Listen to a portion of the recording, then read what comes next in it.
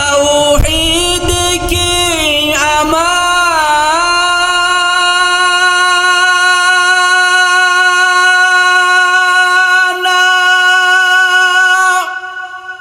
सीनों में है हमारे,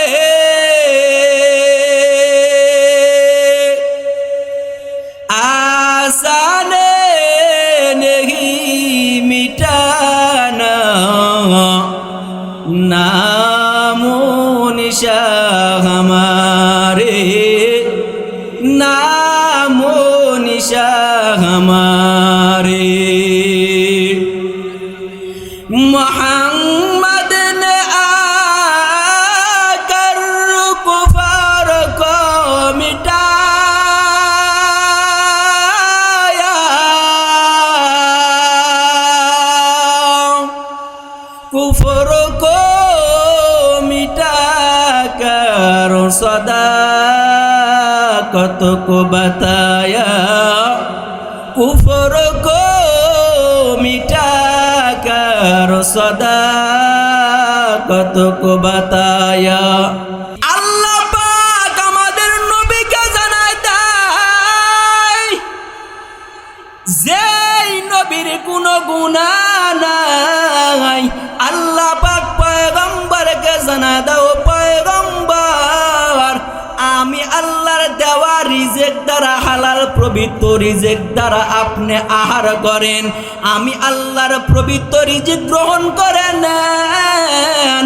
আমি আল্লাহর দেওয়া রিজিক ভক্ষণ করে নেওয়ার পরে আমি আল্লাহর হুকুম প্রশংসা আদায় করেন।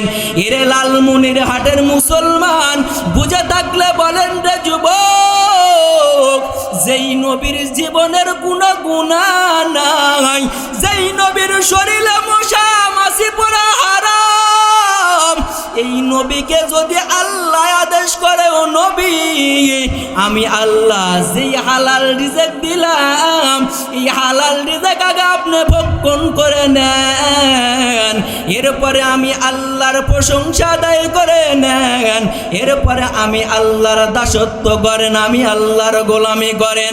এরে লালমনির হাটের মুসলমান যুবক, আপনারা বুঝে থাকলে বলেন, আল্লাহ যদি নবীকে এমন ঘোষণা দিতে পারে রে পাগল, তাহলে আল্লাহ কি আমাদের হালাল খাওয়ার আদেশ দেয় নাই?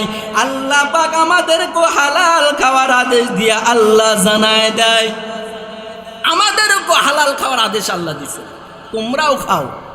শুধু নবীকে বলে নাই, যেই নবীর কোনো গুনাহ নাই, নবীর পরে আমাদেরকে হালাল খাওয়ার আদেশ আল্লাহ পাক কোরআনের মধ্যে বলছে। ইয়া আইয়ুহাল্লাযীনা আমানু কুলু মিন তাইয়্যিবাতি মা রাযাকনাকুম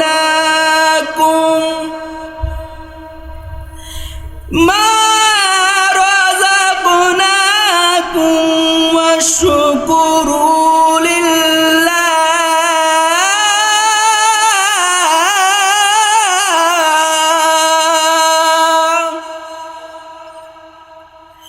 واشكروا لله إن كنتم إياه تعبدون।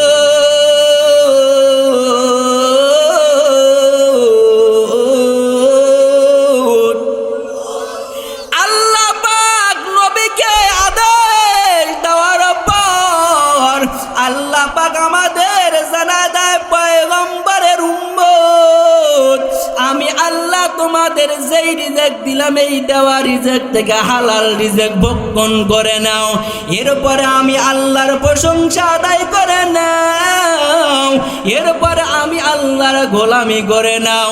এরে লালমনির হাটের মুসলমান যুবক, এরে নবীর আশিকের দল, আমরা যদি প্রশ্ন করি ভাই এখানে মাদ্রাসা করেছেন কেন, প্রশ্ন একটাই দাঁড়াবে হুজুর জান্নাত চাই জান্নাত চাই।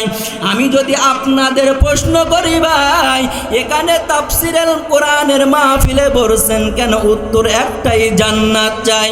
আমি যদি আপনাদের প্রশ্ন করি রে যুবক, আমি যদি বলি টুপি কেন মাথায় দিছো, প্রশ্ন একটাই জান্নাত চাই জান্নাত চাই।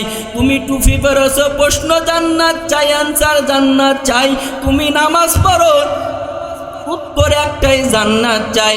তুমি হালাল খাও, উত্তর একটাই জান্নাত চাই। তোমার বিবিকে পর্দায় রাখছো, আনসার একটাই জান্নাত চাই জান্নাত চাই। কিন্তু জান্নাতের দরজা তালা লাগাইছো বেপরদার তালা, জান্নাতের দরজা তালা লাগাইছো সুদের তালা, জান্নাতের দরজা তালা লাগাইছো হারামের টাকার তালা, জান্নাতের দরজা তালা লাগাইছো বেপরদার তালা। এরে লালমনিরহাটের মুসলমান পাগল, আল্লাহর জান্নাত যদি ক্রয় করতে চাও তাহলে মাওলা পাকের হুকুম অনুযায়ী হারাম থেকে ফিরতে হবে। অথচ তুমি 5 ওয়াক্ত নামাজ পড়ো, মুসল্লি দাবি করো, তুমি সুদের ব্যবসা ছাড়ো না। তুমি 5 ওয়াক্ত নামাজ পড়ো, তুমি ঘুষের ব্যবসা ছাড়ো না। তুমি 5 ওয়াক্ত নামাজ পড়ো, অথচ তোমার বিবি পর্দায় থাকে না। তুমি 5 ওয়াক্ত নামাজ পড়ো, মসজিদে গিয়ে তাসবিহ নিয়ে আল্লাহ আল্লাহ মসজিদের বারান্দায় জিকির করো, আর তোমার ছেলে তোমার মেয়ে টিভির বারান্দা ছাড়ে না। এমন মানুষ আপনাদের এই লালমনিরহাটে আছে না নাই? আরো জোরে বলো আছে না নাই? এরে নবীর উম্মতের দল, অথচ এই কোরআনের এমন দাম এমন দাম। এই কোরআন যদি কোনো মানুষ প্রতিদিন মাগরিবের নামাজের পর যদি সূরা ওয়াকিয়া তেলাওয়াত করতে পারে, প্রতিদিন মাগরিবের নামাজের পর যদি সূরা ওয়াকিয়া তেলাওয়াত করতে পারে, ইশার নামাজের পর যদি সূরা মুলকে তেলাওয়াত করতে পারে, ফজরের নামাজের পর যদি বান্দা সূরা ইয়াসিন তেলাওয়াত করে, এখানেই বান্দা সমাপ্ত করে নাই রে লালমনিরহাটের মুসলমান পাগল। আল্লাহর বান্দা কোরআনের আয়াত অনুযায়ী জীবন পরিচালনা করলেন, আল্লাহর বান্দা কোরআনের আয়াত অনুযায়ী বিবিকে হালাল খাওয়াইলেন, নিজে হালাল খাইলেন, 5 ওয়াক্ত নামাজ আদায় করলেন, কোরআনওয়ালাকে মহব্বত করলো, মাদ্রাসাকে ভালোবাসলো, আলেম ওলামাকে ভালোবাসলো। এরে লালমনিরহাটের মুসলমান যুবক, আপনাদের কাছে আমি প্রশ্ন রাখিয়া যাই, যেই ব্যক্তি 5 বেলার নামাজ আদায় করে, নিয়মিত কোরআন পড়ে, হালাল খায়, এই ব্যক্তি যদি মারা যায়, আপনাদের ধারণা কি বলেন এই ব্যক্তি মারা গেলে জান্নাতে যাবে না জাহান্নামে যাবে? আরো জোরে বলেন। আল্লাহ না করুক আমি আর আপনি যদি মারা যাই, যদি দুনিয়া থেকে বিদায় নেওয়ার পর ওই কবরে যদি আমি আর আপনি 3টা প্রশ্নের উত্তর দিতে না পারি রে আশিক, ওই 3টা প্রশ্নের জবাব যদি আমরা দিতে না পারি, আমাদের কবরটা জাহান্নামের আগুনে ভরে যাবে। সাথে সাথে আল্লাহর কোরআন, আল্লাহ পাকের ফেরেশতা অর্ডার করবে, আল্লাহ অর্ডার করবে, এর জাহান্নামী ফেরেশতার দল, এই বান্দা জান্নাত জাহান্নামী, এই ব্যক্তি জাহান্নামী হয়ে গেল রে। এই ব্যক্তিকে জাহান্নামের শিকল লাগায়া এই ব্যক্তিকে তোমরা জাহান্নামের দিকে টানো। এমন সময় আল্লাহর কোরআন আল্লাহকে ডাকতে বলবে, ও দয়ার মালিক, যেই ব্যক্তিকে আপনি জাহান্নামের বিল পাস করে দিছেন, আমি কোরআনের কোনো আফসোস নাই, দ্বন্দ্ব নাই, আমি কোরআন এই ব্যক্তির সাথে জাহান্নামের আগুনে জ্বলতে চাই। আল্লাহ ডাক বলবে কুরআন একদিন আর 2 দিন নয়, দীর্ঘ 23 বছর যাবত আমার নবীর উম্মতের হেদায়েতের জন্য আমি কোরআন তোমাকে নাজিল করলাম। আমি কোরআন তোমাকে জাহান্নামের আগুনে দেওয়ার জন্য বানাই নাই। আল্লাহর সামনে কোরআন দাঁড়াইয়া বলবে, আল্লাহ গো, এটাই যদি হয় আপনার বক্তব্য, তাহলে যেই মানুষটাকে জাহান্নামের হ্যান্ডকাপ লাগাইয়া জাহান্নামে দিছ রে, এমন কোনো দিন নাই এই ব্যক্তি মাগরিবের নামাজের পর সূরা ওয়াকিয়া তেলাওয়াত করে না। এমন কোনো দিন নাই এই ব্যক্তি ফজরের নামাজের পর সূরা ইয়াসিনের আমল করে নাই। এমন কোনো দিন নাই এশার নামাজের পর সূরা মুলকের আমল করে নাই। আল্লাহ গো, এখানেই সমাপ্ত করে নাই, বিবিকে পর্দা রাখলো, নিজে কোরআন দিয়ে রাষ্ট্র জীবন পরিচালনা করলো, আলেম ওলামাকে মহব্বত করলো। কোরআন মানার পর যদি বান্দা জাহান্নামের আসামি হয়ে যায়, আমি কোরআন এই ব্যক্তির সাথে জাহান্নামে যাব।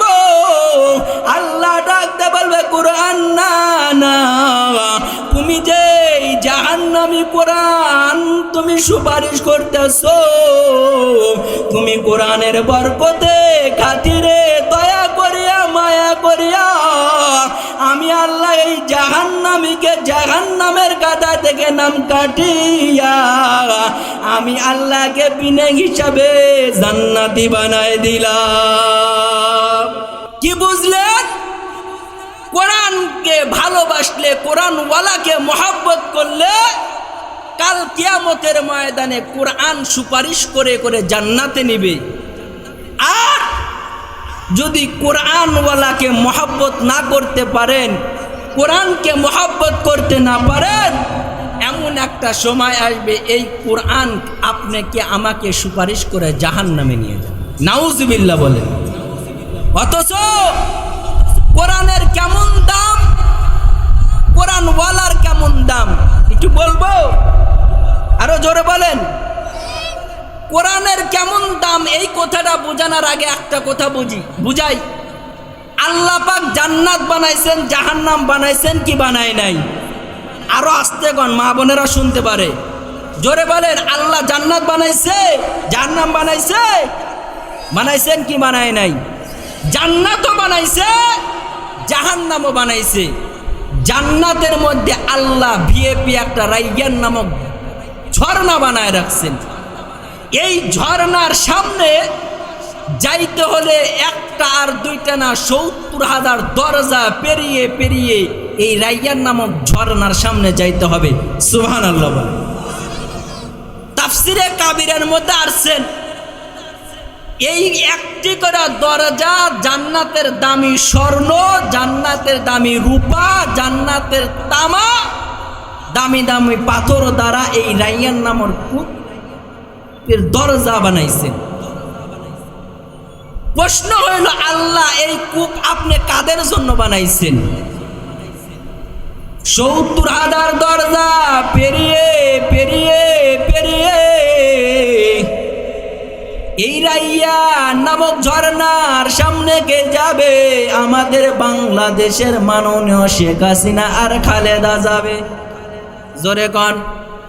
না না, শেখ হাসিনা যাবে না, খালেদাও যাবে না, এরশাদ চাচার তো খবর নাই। যদি না যায় জামাতের নেতারা যাবে। জামাতের নেতা যদি না যায় চরমুনার পীর সাহেব যাবে। কথা বলেন। চরমুনার পীর যদি না যায় তাহলে বাংলাদেশের খেলাফতে মজলিস মামুনুল হক যাবে। না না, তারাও যাবে না। তাহলে ওই রাইয়ান নামক ঝর্ণার মধ্যে কে যাবে রে?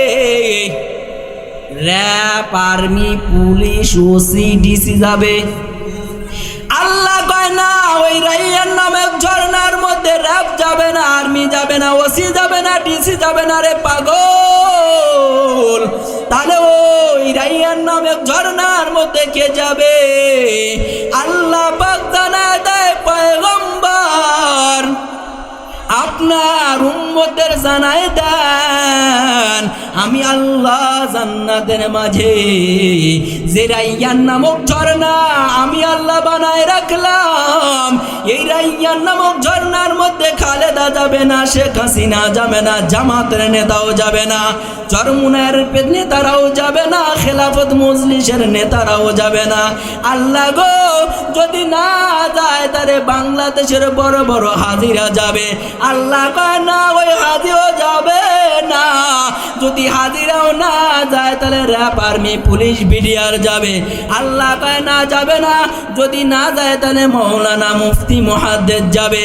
আল্লাহ কয় না না ওই মৌলানা মুফতি মুহাদ্দিস যাবে না, বড় মসজিদের খতিব যাবে না।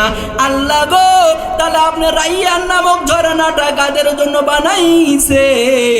আল্লাহ জানায় দেয় পয়গম্বর ওই রাইয়ান নামক ঝর্ণাটা আমি আল্লাহ শুধুমাত্র কেবলমাত্র কোরআনের হাফেজদের জন্য বানায় রাখলাম। এরে লালমনিরহাটের মুসলমান পাগল, বুঝে থাকলে বলো ওই কোরআনের দাম আছে না নাই? আরো জোরে বলো আছে না নাই? এই কোরআনওয়ালার কেমন দাম রে যুবক? এই কোরআনওয়ালাকে আল্লাহ পাক কিয়ামতের ময়দানে 10 দুনিয়া পরিমাণ জান্নাত দান করবে। এই কোরআনওয়ালার কেমন দাম? এই কোরআনওয়ালার দামের কথা বুঝানোর আগে একটা কথা আপনাদের উদাহরণ দিয়া বুঝায় দেই। কোরআনওয়ালার কেমন দাম এই কথা বুঝার আগে একটা কথা আপনারা বুঝেন। আল্লাহ পাক একজন হাফেজকে আদেশ করবে, কোরআনের আয়াত পড়বে আর জান্নাতের তালা উঠবে। এই কথা আমি ইসরাফিল বিন হাবিবের মুখ থেকে শুনতেছেন না আরো অন্য ওলামায়ে কেরামের মুখ থেকে শুনছেন? আমি কি গোরস্থানে ওয়াজ করেছি? তাহলে নাউজুবিল্লাহ না সুবহানাল্লাহ বলবেন তো একটা। আমার কথা বুঝেন না? আমার কথা যদি বুঝে থাকতেন তাহলে একটু হ্যাঁ হ্যাঁ বলেন, হু হ্যাঁ বলেন। ভাই নাউজুবিল্লাহ না সুবহানাল্লাহ বলেন একটা, তাও বুঝবো তো শ্রোতা আছে ভাই বুঝে কিছু। আর আপনারা যদি কিছু না বলেন তাহলে আমি কি ভাববো? আমার কোথায় মনে হচ্ছে তারা বুঝতেছে না। আওয়াজ দিয়ে বলেন ঠিক না ব্যাঠিক? এই জন্য আমি বলতেছিলাম যে জান্নাতের মধ্যে আল্লাহ পাক কেমন জান্নাত বানাইছেন এই কথা বুঝার আগে আমি একটা উদাহরণ আপনাদের সামনে দেই। ইউসুফ নবীর নাম শুনেছেন? আরো জোরে বলেন। ইউসুফ নবীর ভাইয়েরা ইউসুফ নবীকে ষড়যন্ত্র করে কূপের মধ্যে ফেলে দিয়েছিল। কোন কূপের মধ্যে? এই দুনিয়ার জমিনের কূপ থেকে 50, 60, 70 ফিট গভীরে ইউসুফ নবীকে যখন ফেলে দেয়, ঠিক ওই সময় আল্লাহ পাক জিব্রাইলকে ডাক দিয়ে বলেন, জিব্রাইল তুমি কই? জিব্রাইল ডাক দিয়ে বলে, আল্লাহ আমি সিদরাতুল মুনতাহা বড়র গাছের কিনারায়। আল্লাহ জানা দেয় পয়গম্বর জিব্রাইল শুনিয়া নাও, ও জিব্রাইল শুনিয়া রাখো, আমার ইউসুফ নবীকে তার ভাইয়েরা ষড়যন্ত্র করে কূপের মধ্যে ফেলে দেয়। জিব্রাইল তুমি সাবধান, এই 50-60 ফিট গভীর কূপের পড়ার আগে তুমি সিদরাতুল মুনতাহা বড় গাছের কিনারায় থেকে তোমার নূরের পাকা আমার বন্ধুর পায়ের তলে বিছায় দিবা। জিব্রাইল আমার নবীকে ডাক দেয়া বলে, পয়গম্বর আমি জিব্রাইলকে আল্লাহ পাক 600 পাকা দান করেছে, তবে আমার লাইফে আমার জীবনে এই 600 পাকা ব্যবহার করা প্রয়োজন হয় নাই। আমি ব্যবহার করেছি অনলি 2 বার। একবার ব্যবহার করেছি আল্লাহ পাকের হুকুমে, আর একবার ব্যবহার করেছি আমি জিব্রাইলের আশা আকাঙ্ক্ষা মিটাবার জন্য। কোন দিন? আল্লাহ পাকের হুকুমে। যেদিন ইউসুফ নবীকে তার ভাইয়েরা ষড়যন্ত্র করে কূপের ভিতরে ফেলে দেয়, এই একদিন আল্লাহ পাকের হুকুমে আমি 600 পাকা ব্যবহার করেছিলাম। আর একদিন আমি 600 টাকা ব্যবহার করেছিলাম, আল্লাহর কাছে প্রশ্ন করেছিলাম, আল্লাহ আপনি যে 18,000 মাখলুকাত বানাইছেন, বৈজ্ঞানিকরা বলেন আমাদের টুপিওয়ালাদের ভাষা না, আমাদের টুপিওয়ালাদের কথা না, বৈজ্ঞানিকদের ভাষা। আল্লাহ পাক 84 লক্ষ প্রকারের প্রাণী আল্লাহ পাক দুনিয়ার উপরে বানাইছেন। কত হাজার? কথা কেন? কত হাজার? 84 লক্ষ প্রকারের প্রাণী বানাইছেন। আমাদের টুপিওয়ালাদের কথা না, সায়েন্সওয়ালাদের কথা। গুগলে গিয়ে সার্চ দিয়ে বের করবেন, সায়েন্সওয়ালাদের কথা। আল্লাহ পাক বলেন, ফেরেশতা বলেন, আল্লাহ গো 18,000 মাখলুকাত বানাইছেন, 84 লক্ষ প্রকারের প্রাণী বানাইছেন। কোনো মাখলুকাত বানানোর জন্য আপনার কুদরতি হাত ব্যবহার করেন নাই। একমাত্র শুধুমাত্র কেবলমাত্র মানুষ জাতি, ইনসান জাতিকে আপনি বানানোর জন্য আপনার কুদরতি হাত ব্যবহার করেছেন। আল্লাহ গো ওই আখেরি নবীর উম্মতের জন্য যে আপনি 10 দুনিয়া পরিমাণ জান্নাত বানাইছেন, এই 10 দুনিয়া পরিমাণে জান্নাত আমি জিবরাইল একটু ঘুরে ঘুরে দেখতে চাই। আল্লাহু আকবার। আল্লাহর কাছে জিবরাইল আরজি করলেন, আল্লাহ আপনি একটু অনুমতি দেন, এই 10 দুনিয়া পরিমাণ জান্নাত আপনি আখেরি নবীর উম্মতের জন্য যে বানাইছেন, এই 10 দুনিয়া পরিমাণ জান্নাত আমি জিবরাইল একটু ঘুরে দেখতে চাই। আল্লাহ কয়, জিবরাইল তুমি পারবা না। জিবরাইল বলে, আল্লাহ সিদরাতুল মুনতাহা বড়র গাছের কিনারা থেকে যদি পাকা মারে ইউসুফ নবীর পায়ের তলে পাকা বিছাইতে পারি, আর আমি জান্নাতের আখেরি নবীর উম্মতের জন্য কেমন জান্নাত বানাইছেন, এই জান্নাত ঘুরে ঘুরে দেখতে পারবো না, এটা কেমন কথা বলেন? আল্লাহু আকবার। আল্লাহ কয়, জিবরাইল তুমি পারবা না। আল্লাহর কাছে জিবরাইল অনুমতি চায়, আল্লাহ অনুমতি দেয় না। বারবার জিবরাইল আল্লাহকে বলেন, আল্লাহ গো আপনি আখেরি নবীর উম্মতের জন্য কেমন 10 দুনিয়া পরিমাণের জান্নাত বানাইছে, আমি জিবরাইলকে একটু অনুমতি দেন, আমি জিবরাইল জান্নাতটা ঘুরে ঘুরে দেখতে চাই। আল্লাহ কয়, জিবরাইল পারবা না। জিবরাইল ছাড়ে না। এক পর্যায়ে আল্লাহ যখন অনুমতি দেয়, ইমাম ফখরুদ্দিন রাজি রহমাতুল্লাহ আলাইহি তার কিতাবের মধ্যে লিখছেন, জিবরাইলকে আল্লাহ পাক অনুমতি দেওয়ার পর, আল্লাহ অনুমতি দেওয়ার পর 600 পাকা একবারে মারছে তো মারছে তো মারছে, উড়তে উড়তে লাগাতার 6 মাস পর্যন্ত উড়ছে রে। 6 মাস পর্যন্ত যাওয়ার পরে আল্লাহ ডাক দা বলেন, জিবরাইল বেরে খয়া যাও। জিবরাইল বেরে খয়া আসার পর আপনার নবী, আমার নবী, মায়ার নবীকে ডাক দা বলেন, আল্লাহ আপনার নবীর উম্মতের জন্য আল্লাহ কেমন 10 দুনিয়া পরিমাণের জান্নাত বানাইছে, আমি জিবরাইলের 600 পাকা মেরে ইউসুফ নবীর পায়ের তলে 1 সেকেন্ডের মাথায় আমি পাকা বিছায় দেই, কোনো কষ্ট নাই। কিন্তু আপনার নবীর উম্মতের জন্য রে আল্লাহ কেমন জান্নাত বানাইছে, আমি জিবরাইল 6 মাস পর্যন্ত উড়লাম তো উড়লাম, উড়তে উড়তে আমি জান্নাতের শেষ প্রান্ত পর্যন্ত যাইতে পারি নাই। জিবরাইল 600 পাকা মারছে তো মারছে, মারেও জান্নাতের শেষ পর্যন্ত যাইতে পারে নাই। এরে লালমনিরহাটের মুসলমান, বুঝে থাকলে বলেন তো, এই 10 দুনিয়া পরিমাণ জান্নাত বানাইছেন কাদের জন্য? আরো জোরে বলেন। আমাদের জন্য আল্লাহ পাক এই 10 দুনিয়া পরিমাণ জান্নাত বানাইছেন। কিন্তু ওই জান্নাত যদি কামাই করতে চাও, রাসূলের সুন্নতটাকে মাথায় লাগাও। ওই জান্নাত যদি কামাই করতে চাও, কোরআনওয়ালাকে ভালোবাসো। ওই জান্নাত যদি কামাই করতে চাও, মাদ্রাসাকে ভালোবাসো। পয়গম্বর আরবি হাদিসের মধ্যে বলেন, কোন বান্দা যদি মাদ্রাসায় 1 মিনিট সময় দিতে পারে, 1 মিনিট 2 মিনিট 5 মিনিট যদি মাদ্রাসায় সময় দিতে পারে, যেই জায়গায় আমি আল্লাহর কোরআন পড়া হয়, ওই 5 মিনিট সময় দেওয়ার বরকতে এই 5 মিনিট সময় কিয়ামতের ময়দানে আল্লাহর আদালতে বান্দার যখন আমলনামা হিসাব করবে রে, যখন বান্দার আমলনামায় যোগ করা হবে, কোরআনের মাদ্রাসায় 5 মিনিট সময় দেওয়ার বরকতে এই সময়টাও আল্লাহ নেকির মধ্যে গণ্য করে দিবে। অথচ এই কোরআনের মাদ্রাসায় আমরা সময় দিতে পারি না, আছে না নাই? আরো জোরে বলেন। কোরআনের মাদ্রাসায় সময় দিতে পারি না।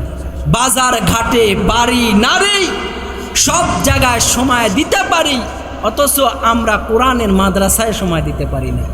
আমাদের ঈমানটা এত দুর্বল। কারণ আমাদের ঈমানটা দুর্বল হবে না কেন? কারণ বেগানার দিকে তাকায় তাকায় আল্লাহর দেওয়া চোখ নাপাক করেছি। কথা বলে মিথ্যা গীবত নিন্দা শিকায়েত করে করে আমাদের জবান নাপাক করেছি। বেগানার শরীরে হাত লাগা আমাদের হাত নাপাক করেছি। নাই এমন চরিত্রহীন মানুষ নাই। অথচ আমাদের ঈমান আর সাহাবীদের ঈমানের দিকে তাকায় দেখেন। সাহাবীরা ঈমান টিকা রাখছেন কত কষ্ট করে। আব্দুল্লাহ ইবনে হুযায়ফা রাদিয়াল্লাহু তাআলা আনহু হযরত ওমরের জামানায়, একটা খেলাফতের জামানায়, ওমরের জামানায় আব্দুল্লাহ ইবনে হুযায়ফা রোম দেশে দ্বীনি একটা দাওয়াত নিয়ে গেছেন। দেখেন ঈমানি পরীক্ষা কত কষ্ট করে দিয়েছেন।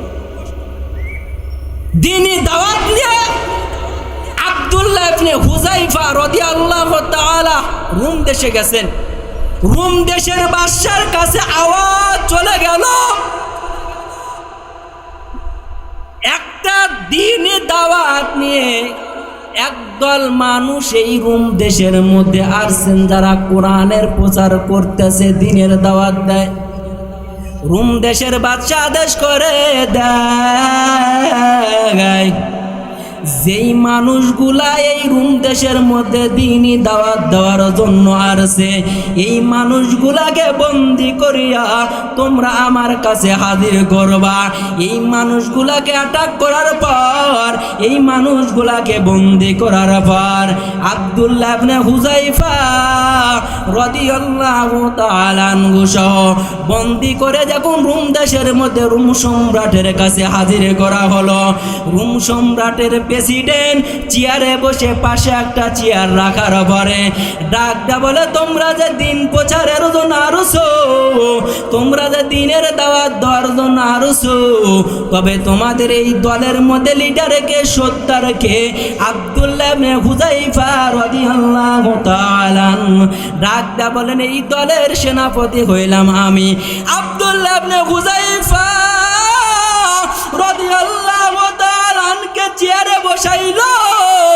চেয়ারে বসানোর পর আব্দুল্লাহ ইবনে হুযায়ফাকে ডাকতে বলে, শুনো, যদি তুমি দিন ছাড়তে পারো, ঈমান ছেড়ে দিতে পারো, তাহলে আমি এই দেশের প্রেসিডেন্ট তোমাকে বানায় দিব রে। খালি প্রেসিডেন্ট বানায় দিব, এখানেই সমাপ্ত না। আমার একটা সুন্দরী কুমারী মেয়ে আছে, এই মেয়ের সাথে তোমাকে বিবাহ দিয়া দিব, কিন্তু বিনাময়ে তোমার ঈমানটা ছেড়ে দিতে হবে। এরে নবীর উম্মতের দল। এই কথা শোনার পর আব্দুল্লাহ ইবনে হুযায়ফা ডাকতে বলে, ওরে রুমের কুকুর, তুমি জানো না আমি এমন একজন নবীর উম্মত, আমি একজন নবীর কালেমা পড়েছি, প্রয়োজন হলে জীবন দিয়া দিব, কিন্তু কালেমা ছাড়ব না, প্রয়োজন হলে ঈমান ছাড়ব না। রোম দেশের প্রেসিডেন্ট আব্দুল্লাহ ইবনে হুযায়ফা রাদিয়াল্লাহু তাআলা লোক দেখানোর পর যখন কাজ হয় না, বাদশা ডাক দেয়া বলে, শুনো রে, এই আব্দুল্লাহ ইবনে হুযায়ফাকে বন্দি করে দাও, কিন্তু একে কোনো খাবার তোমরা দিবা না। আব্দুল্লাহ ইবনে হুযায়ফার সামনে একটা ডাক্তার রেখে দিল আর বলল, তুমি দীর্ঘদিন দেখবা যখন নাকে মরার পথে চলে যাবে, তাকে একটু হালকা নাস্তার হিসেবে তুমি শুকুরের গোশত আর মদ মিশানো পানি দিয়ে দিবে। ডাক্তার দৌড়ায় গিয়ে রাজার সামনে রুম সম্রাটকে জানায়, রাজা আব্দুল্লাহ ইবনে হুযায়ফাকে যদি খেতে না দেন এখন মরণপূর্ণ হয়ে যাবে। রুম দেশের প্রেসিডেন্ট, রুম দেশের কুকুর ডাক দেয়া বলো, মদ মিশানো পানি আর একটু শুকরের গোশত দিয়া দাও। আব্দুল্লাহ ইবনে হুযায়ফা রাদিয়াল্লাহু তাআলা আন যখন তার সামনে গোশত আর মদ মিশানো পানি দিল রে, দেওয়ার পর ডাক দেয়া বলে, আব্দুল্লাহ ইবনে হুযায়ফা তুমি দীর্ঘদিন হলে তোমাকে খাবার দেওয়া হয় নাই, এই গোশত তুমি খাও আর এই পানি তুমি খাও, তবে তুমি শুনিয়া রাখো এটা মদ মিশানো পানি আর এটা শুকুরের গোশত। আব্দুল্লাহ ইবনে হুযায়ফা রাদিয়াল্লাহু তাআলা ডাক দা বলে, রুমের কুকুর শুনিয়ালে এই গোশত আমার কাছ থেকে সরাইলে, না হইলে লাত্তি মেরে আমি গোশত ফালাই দিব। এরে নবীর উম্মতের দল, সাহাবায়ে কেরাম এত কষ্ট করার পর, এত নির্যাতনের শিকার হওয়ার পর তারা এক টুকরা ইমানের বদলে তারা ইমান ঠিকানার বরকতে হারাম ভক্ষণ করে নাই। আর তুমি আর আমি এত সুন্দর থাকার পরও, আল্লাহ পাক এত শান শওকতে রাখার পরও বাবা তুমি সুদ ছাড়া চলতে পারো না, তুমি ঘুষ ছাড়া চলতে পারো না, তুমি মিথ্যা ছাড়া চলতে পারো না। এর নবীর উম্মতের দল, একবার চিন্তা করে দেখো রে লালমনিরহাটের মুসলমান পাগল, তুমি কোন নবীর উম্মত যেই নবীকে না বানালে আল্লাহ তাআলা কোনো কিছু বানাইতেন না, যেই নবী এত দামি নবী, যেই নবীর সুন্নাতটা মাথায় লাগাইলে আসমানের ফেরেশতারাও স্বীকৃতি দিতে ভয় পায়। আমি আর আপনি যখন রাসূলের টুপি মাথায় দিয়া এই জমিনে বসেলাম, আমি আর আপনি যখন টুপি মাথায় দিয়ে এই জমিনে ঘুরি, আল্লাহ পাক বলেন ফেরেশতারা দল তোমরা বলো যেই নবীর উম্মত টুপি মাথায় দেয়া জমিনের মধ্যে ঘুরতেছে, এই বান্দাগুলোকে কাদের মতন দেখান যায়? তুমি কি বলতে পারবা? ফেরেশতারা ডাক দেয়া বলে, আল্লাহ আমাদের বলার সম্ভব নয়। আল্লাহ ফেরেশতা জিবরাইল আল্লাহকে ডাক দেয়া বলবেন, আল্লাহ আপনি বড় বড় চারজন ফেরেশতা বানাইছেন, এই বড় বড় চারজন ফেরেশতার মধ্যে আপনি সর্বপ্রথম মিকাইল ইসরাফিল আলাইহিস সালামকে বানাইছেন। ইসরাফিল আলাইহিস সালামের দায়িত্ব হলো সিংহা নিয়ে দাঁড়ানো। আল্লাহ যখন হুকুম দিবে ইসরাফিল আলাইহিস সালাম সিংহায় ফু দিবে। আল্লাহ আপনি বলেন আখেরি নবীর উম্মত যারা টুপি মাথায় দেয় জমিনে ঘোরাফেরা করে, এই বান্দাগুলাকে কাদের মতন দেখা যায়? ইসরাফিল আলাইহিস সালাম ডাক দেয়া বললেন, আল্লাহ আমি ইসরাফিলকে আপনি দায়িত্ব দিয়েছেন সিংহায় ফু দেওয়ার জন্য, আমি বলতে পারবো না। আমার পরে আপনি বানাইছেন মিকাইল আলাইহিস সালামকে, আপনি মিকাইলকে বলে দেন, মিকাইল বলে দিতে পারবে। আখেরি নবীর উম্মত যারা টুপি মাথায় দেয় জমিনে ঘোরাফেরা করে, এই বান্দাগুলাকে কাদের মতন দেখা যায়? এই বান্দাগুলা বলতে পারবে। মিকাইল ডাক দেয়া বলে, আল্লাহ একদিন আর দুই দিন নয়, শুধু এই বাংলার জমিনে নয়, ওয়াল পৃথিবীর জমিনে যদি 40 দিন যাবৎ মুষলধারে বৃষ্টি হয়, কত ফোঁটা বৃষ্টি পড়ে আমি মিকাইলের অঙ্ক মিল করতে কোনো কষ্ট হয় না, কিন্তু একটা জিনিসের অঙ্ক আমি মিকাইল মিল করতে পারি না। আল্লাহ ডাকতে বলে, মিকাইল ওয়াল পৃথিবীর জমিনে 40 দিন যাবৎ বৃষ্টি হলেও তোমার হিসাব করতে কষ্ট হয় না। এর থেকে কোন মারাত্মক হিসাব তোমার কাছে আছে যে তুমি মিল করতে পারো না? মিকাইল ডাকতে বলে, আল্লাহ, পয়গম্বরের উম্মত যখন নবীজির উপরে একবার দরুদ পড়ে নেয়, এই নবীর উম্মতের জন্য একবার দরুদ পড়ার বিনিময় আপনি কত নেকি দান করে দেন, এটা আমি মিকাইল অঙ্ক মিল করতে পারি না।